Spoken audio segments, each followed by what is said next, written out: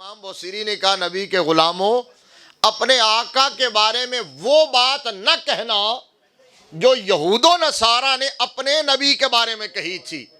آج اتفاق سے 25 دسمبر ہے، آج ہماری ایک کمیونٹی جو ہے وہ اپنی ایک عید منا رہی ہے، تو ہر ایک کو حق ہے، رائٹ حاصل ہے، منائیں، اچھی بات ہے۔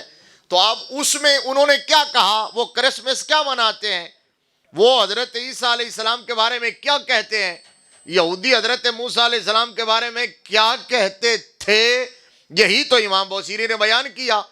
اب یہ کھلا شرک ہو اور شرک جلی ہو، شرک اکبر ہو، یہ صریح کفر اور شرک ہو جو وہ عید منا رہے ہوں، اور ہمارے مسلمان جا کے کہیں کہ جی ہم ان کے ساتھ اظہار یکجہتی کے لیے کرسمس سیلیبریٹ کرنے کے لیے آئے ہیں۔ بس یہ مجھے اب جملہ یاد آ گیا تو میں یہی کہہ دیتا ہوں۔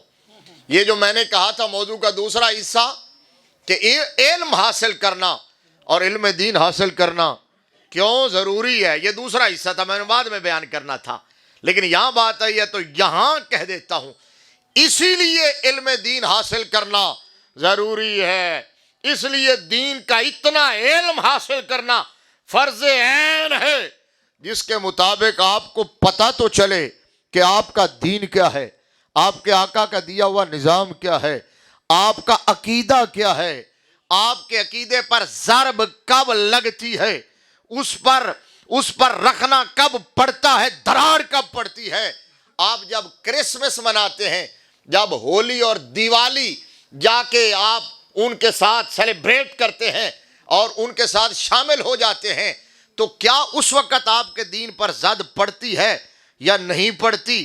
جب آپ ہمارے نوجوان، ہماری ینگ جنریشن دیکھا دیکھی ایسے ہی نمستے کہنا شروع کر دیتی ہے اور اسی طرح گڈ نائٹ اور گڈ مارننگ کہنا شروع کر دیتی ہے، یعنی شاعر اسلام کو چھوڑ کر جب آپ دیگر مذاہب کے اور دیگر مذاہب کے ماننے والوں کے شاعر کو اپنا لیتے ہیں تو پتہ ہے کہاں کھڑے ہوتے ہیں؟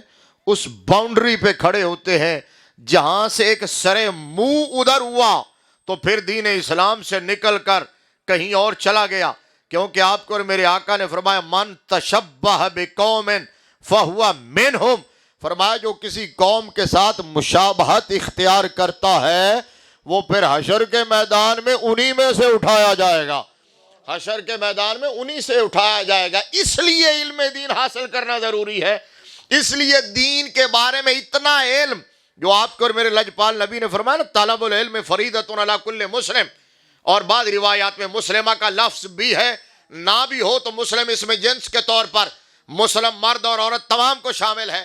اب آپ کو اور میرے آقا نے فرمایا ہے کہ علم دین اتنا حاصل کرنا جس کے مطابق آپ کو حلال اور حرام کا پتہ چل سکے، جائز اور ناجائز کی تمیز ہو سکے، آپ کو یہ پتہ چل سکے کہ اللہ رسول کی رضا کے کام کون سے ہیں اور اللہ رسول کی ناراضگی کے کام کون سے ہیں، کون سے اعمال آپ کو جنت کی طرف لے کے جائیں گے، کون سے جہنم کا ایندھن بنا دیں گے۔ ارے اتنا علم دین حاصل کرنا تو ہر مسلمان پر فرض عین ہے، اس طرح نماز فرض عین ہے، نماز جنازہ فرض کفایہ ہے۔ اتنا دین کا علم حاصل کرنا وہ فرض کفایہ نہیں ہے، فرض عین ہے۔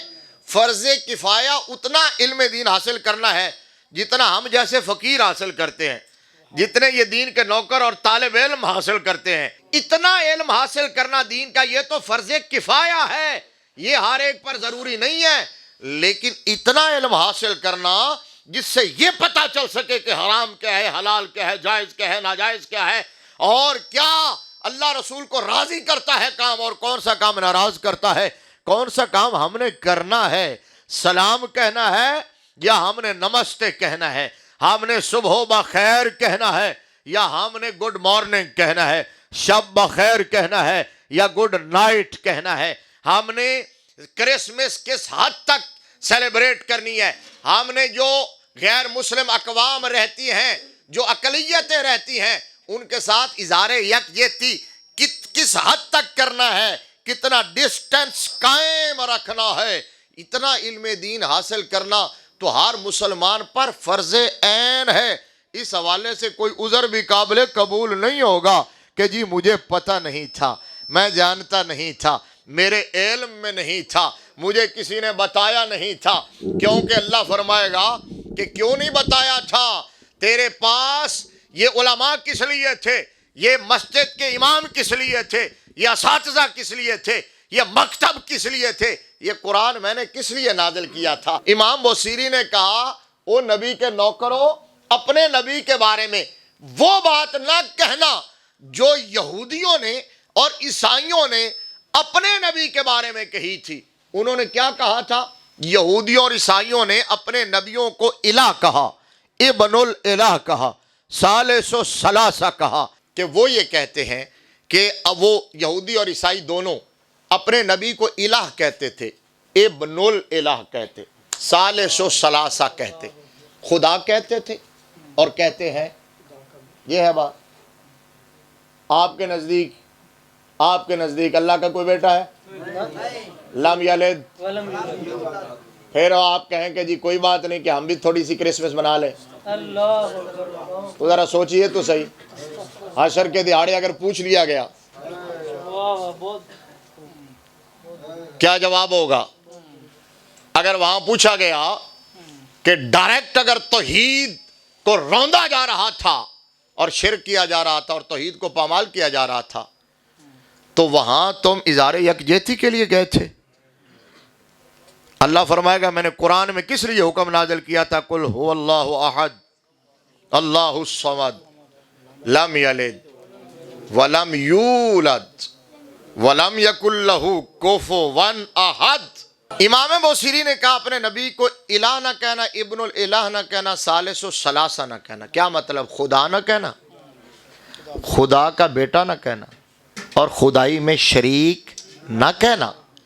اس کے علاوہ کائنات میں جو عزت والی بات، عظمت والی بات، شان والی بات، شوکت والی بات، رفعت والی بات، وقت والی بات، ویلیو والی بات، عزت والی بات، پذیرائی والی بات، سنوائی والی بات، قرب والی بات ملے دنیا میں وہ لے لینا اور مصطفیٰ کے قدموں میں رکھ دینا، محبوب کی طرف منسوب کر دینا، آقا کو وہ کہہ دینا۔ کیوں بھلا؟ اس لیے کہ امام بوصیری نے کہا میرے آقا کے کمالات کی کوئی حد ہی نہیں ہے۔